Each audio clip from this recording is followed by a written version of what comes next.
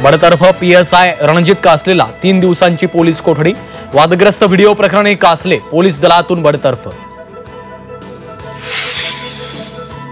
लाडक्या दाजींनाही कर्जमुक्त करा, शेतकरी कर्जमाफीच्या मुद्द्यावरून विरोधक आक्रमक।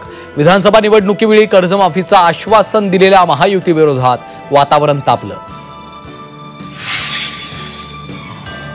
राज्यात अनेक भागात पाणी टंचाई, 16 जिल्ह्यात टँकरनं पाणी पुरवठा। छत्रपती संभाजीनगरमध्ये सर्वाधिक टँकरचा वापर। पाण्यासाठी नदीवर गेलेल्या 12 वर्षीय मुलीचा बुडून मृत्यू। यवतमाळच्या आर्णी तालुक्यातील काठोडे गावातली धक्कादायक घटना। पाईपलाईन असूनही पाणीच नसल्यानं अख्ख्या गावाची फरफट। चंद्रपूर शहरात अवकाळीच्या धारा, दिवसभर उन्हाचा कहर। दुपारनंतर अवकाळी पावसामुळे हवेत गारवा।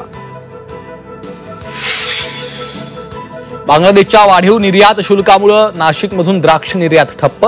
तब्बल 12,000 टन द्राक्ष स्थानिक बाजारात पडून राज्यात द्राक्षाचे दर 50% गडगडले। अकोल्यातील राजुरा घाटात आढळली पांढरी चिमणी। दुर्मिळ अल्बिनो चिमणीचं सर्वांनाच आकर्षण।